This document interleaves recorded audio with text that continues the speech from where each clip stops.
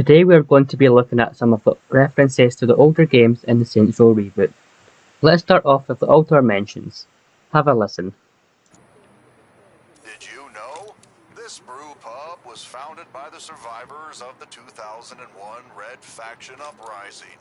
Previously, the site was the regional headquarters of Altor Corporation. Did you know? In the 1990s, market volatility led to the collapse of the local mining industry. Frank's 80/20 declared bankruptcy in 1998, and the Altor Corporation acquired the company. I love drunk meat, but I don't trust that bitch. Did you know? This iconic water tower was once the command module of a rocket ship designed for interplanetary travel. After the Red Faction Uprising in 2001, Altor scuttled the project and sold the property. Did you know? These old tanks were decommissioned in 1998. Altor modernized the facility with robots, a nanotechnology lab, and an orbital laser defense system.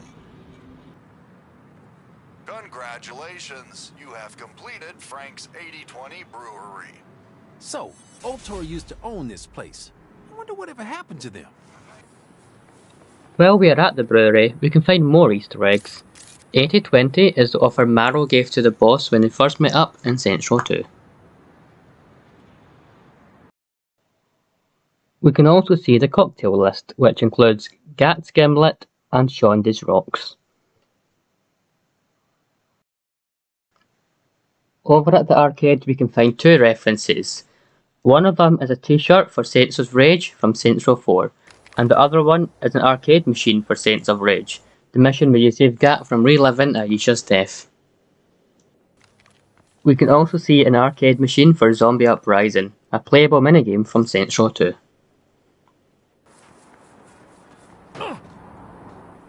Next up is Planet Saints, first introduced in Saints Row III. This store is a criminal venture in the reboot and it contains many Saints Row themed clothing. Have a look.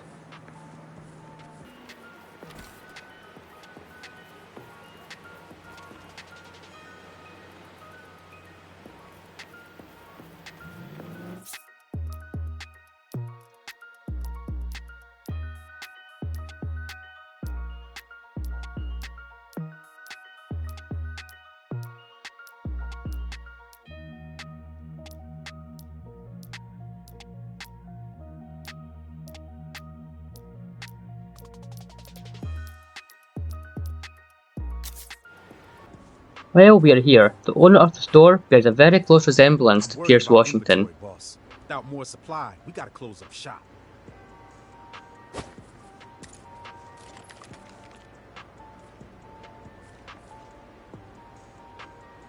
Fucking boats. Wonderful. On the subject of stores, we can also see Apollo's from Saints Row 2. Unfortunately, however, we cannot purchase food or go inside this time around. You're gonna trust Galileo over me?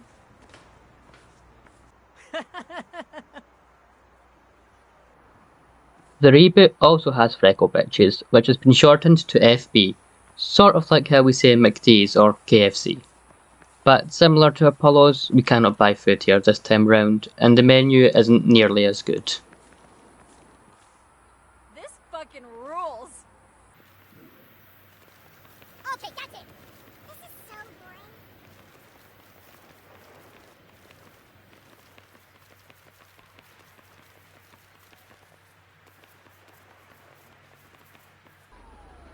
Next up is Let's Pretend. This has been in Saints Row 2, 3 and 4. We can shop and go inside this one as it's a criminal venture, however we are stuck in the basement and we can't see what the actual store looks like inside.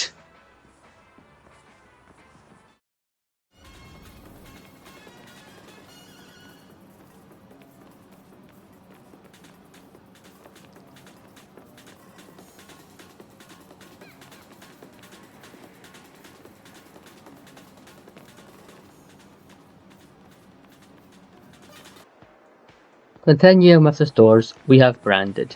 which only appeared in Saints Row 1 and Saints Row 2, but it's still nice to have it back.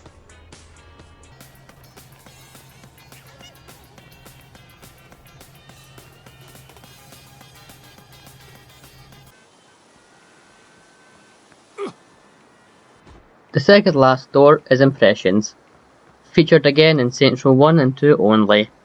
This is where the rich, classy folk shop.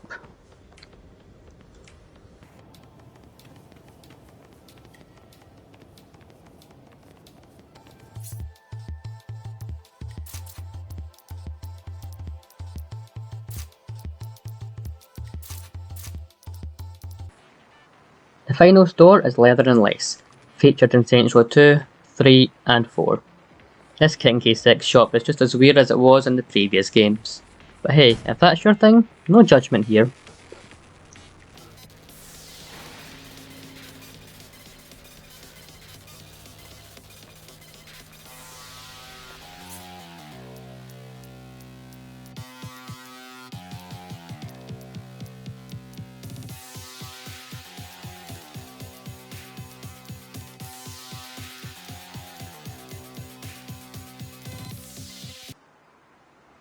Moving on, we have Poseidon's Palace. This was a casino that you could enter, play casino games, and even had its own mission where you can rob the place with gat. Unfortunately, you can't do any of that in the reboot, but it's a nice reference regardless. Saint's been fucking up Los Penteros lately. Maybe I should have finished my math. Unacceptable! You can steal anything. Just let's get some wine. You're trapped in a bottle. Next up is Joe Cola, introduced in Saints Row the 3rd and appeared again in Saints Row 4.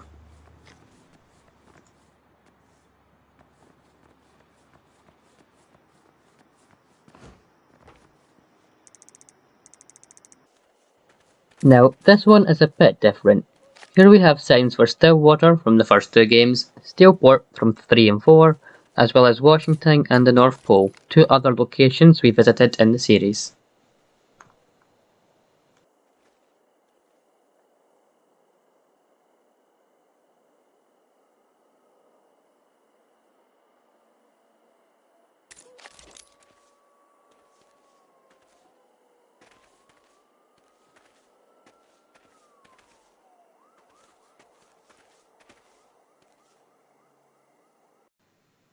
This next one was brought to my attention by AJ 3rd Street.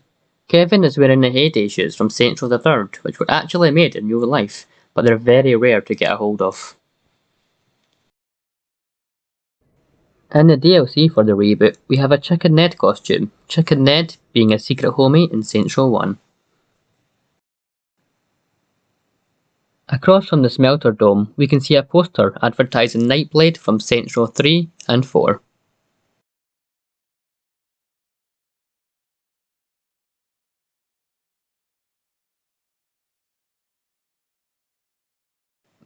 Shout out to Mad Goomba for finding this. Here we see a sign for Alderman Hughes, a politician from Saints Row 1, and the man whose yacht explodes at the end of the original game, leaving the boss in a coma.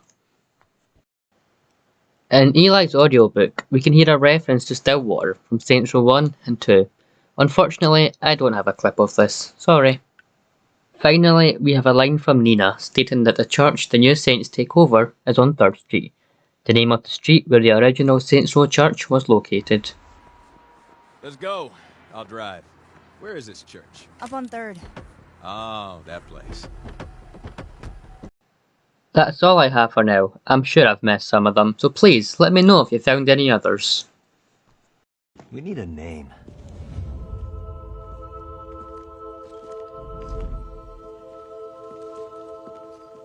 The Saints. We call ourselves the Saints.